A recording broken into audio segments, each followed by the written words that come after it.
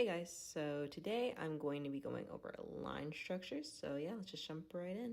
So the key thing that I like to say, or for every concept in organic chemistry, I like to give myself a concept so that it's just an easy thing for me to think about. So for this one, I like to connect the dots. So hopefully that helps you guys out.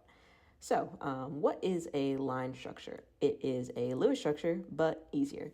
So to our left, we can see our Lewis structure is right there. And we have all of our carbons represented, and carbon and hydrogen bonds represented. But to our right, we have our line structure, which is just the carbons, or it looks like a little arrow, I guess. But that's really all it is. So let's just get into a few little tips and tricks to when you're drawing these yourselves. So carbons are never explicitly drawn out. So as you can see, like with the last example we did, I didn't draw out the carbons but these are the carbons right here. These little connections that's right there, those are going to be your carbons. So it's really worth it to make sure that you're counting out your carbons and counting out how many zigzag lines you do, because if you put one extra, that can be a whole different molecule and lose you some points on the exam. So elements like O or N are represented in the structure. So unlike carbons, you do write out the O's, which is shown right here. And we can also check, so there we have 1, 2, 3 carbons. And then this little attachment right here, this isn't a carbon because it's attached to the O. It's just like this bond represents the C in the O bond. So there isn't a C at the end right there, right here. So, and then also I say that carbons are never explicitly drawn out, and you probably have noticed that hydrogens aren't explicitly drawn out either. So hydrogens are not represented unless on oxygen or nitrogen.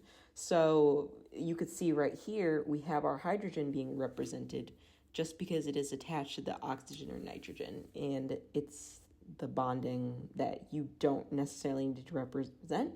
So for example, we'll get into more examples later, but the lines are just the bonds. And if it's a hydrogen on an oxygen, you don't have to draw the bond. You can just draw it right next to it.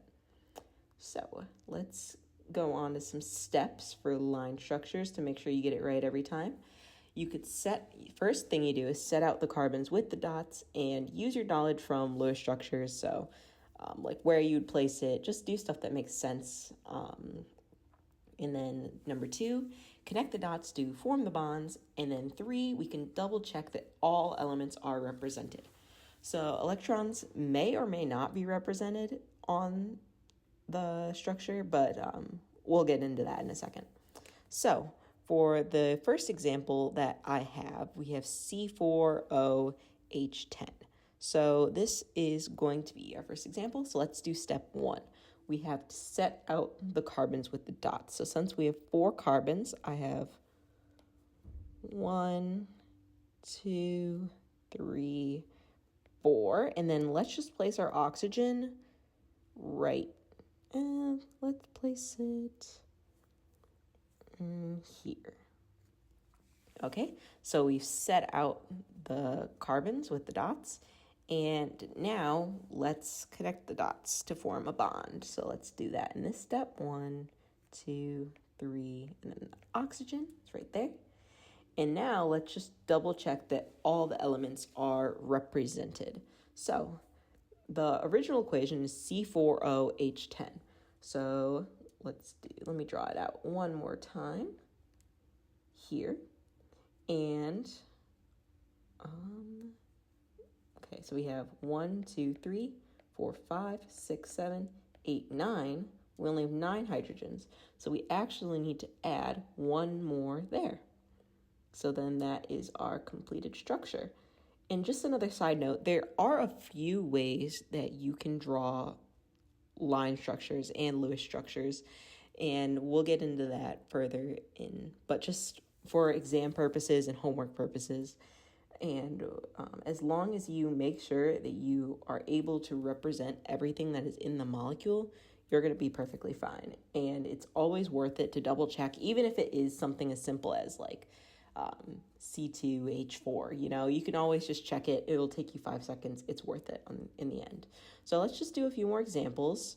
So this is it's not too crazy, but it's just 3 examples that you can do. Feel free to pause the video and do them yourself, and then just watch me go through them. So hopefully you're able to get them. So let's just go. We have C5H12. Let's do that right now.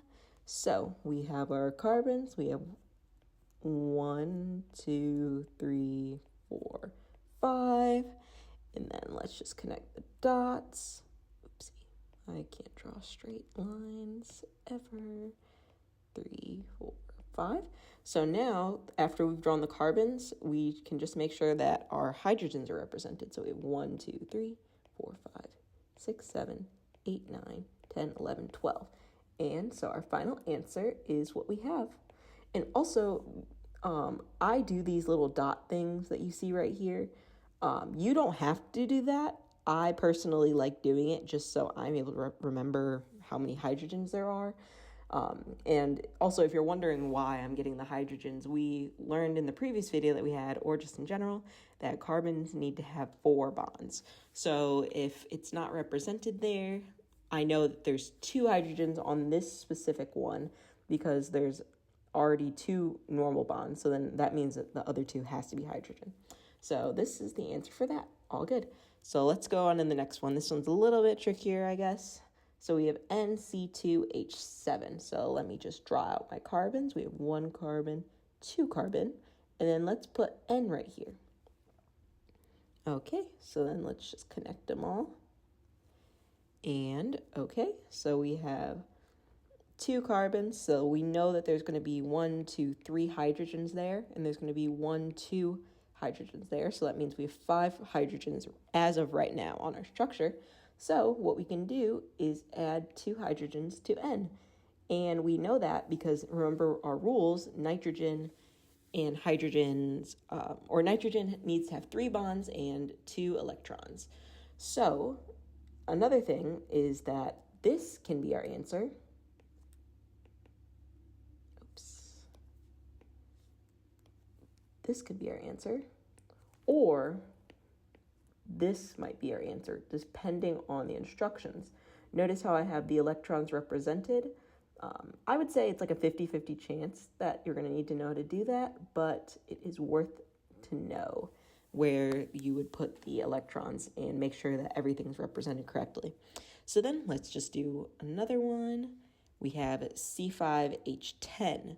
Okay, so this is almost identical to the one that we did before, but let's see what's different about it. 1, 2, 3, 4, 5. So we have C5H10. Okay, let's just go through as of right now to check on how many hydrogens we have. So we have 1, 2, 3, 4, 5, 6, 7, 8, 9, 10, 11, 12. So that's not right because we need to have 10 hydrogens. So let's figure out what we can do. We can see, or we can double bond one of the carbons, but you have to be really specific on which ones that you decide to double bond, because if you double bond at certain spots, it's not going to work. So I'm going to put my double bond here, or you could have put your double bond here. You could not, let me do this in red, you could not have done this. And that is because if you count these hydrogens here, you're going to have 1, oopsie, you're going to have 1, 2, 3, 4, 5, 6, 7, 8, 9, 10, 11. You're going to have 11 hydrogens, and that is not what we wanted. So this right here is our answer. So those are pretty simple. They're easy points to get in the exam and just easy points to get in general. There's definitely going to be one of these on your guys' exam, so I highly recommend that you just take your time and get those easy points. So this is more so something that's most likely going to be on your exam, and I didn't write out the question, but let me just say what it is or what I was intending you guys to do. So sometimes they give you guys the line structure and they want you to draw a Lewis structure and give you or write the name of the molecule. So like C5H7, like, things like that. So the first thing that you can do is when you look at line structures, we're just going to go in reverse right here.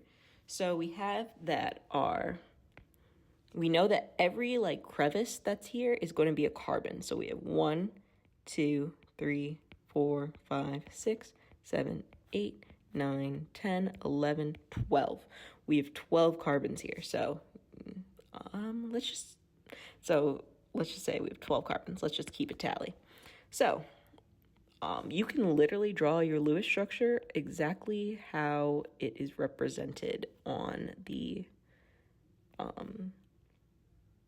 Lewis structure. So let's just draw out all those C's. You saw like that pink that I drew. And then you can just draw the bonds and make sure that you're correctly representing it. I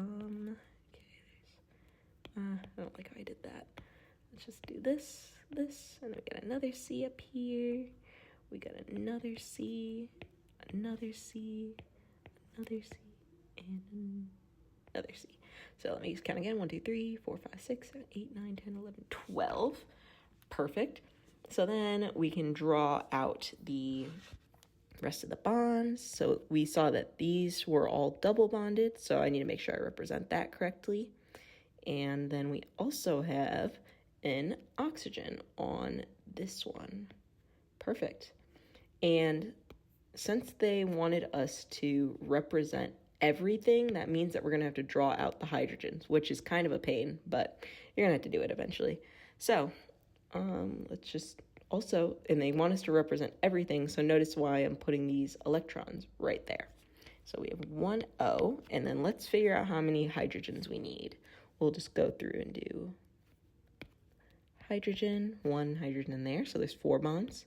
1 hydrogen there, so there's 4 bonds. 1 hydrogen there, 1 hydrogen there, 1 hydrogen there.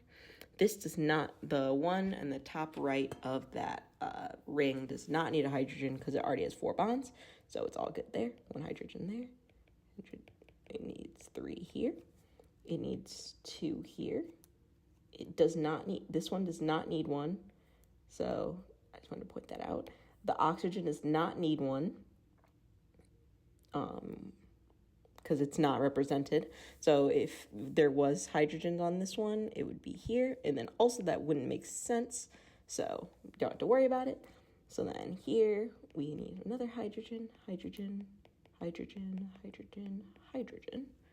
All right, so now we can go through and count how many hydrogens there are. There's going to be 1, 2, 3, 4, 5, 6, 7, 8, 9, 10, 11, 12, 13, 14, 15, 16. Okay, so there's 16 hydrogens. So, and then something else that I asked you for was the molecular formula. So let's just draw that out. And it's all good. So something to be really careful about, like it's really hard sometimes to keep track, especially with like the little space that you're given. I recommend you use your scrap pieces of paper, use all the space that's necessary, make sure that you're able to represent everything correctly, and I wish you guys the best of luck. Just another quick reminder, count it out, take your time, and get it right. These are easy points that you can definitely get. Thanks.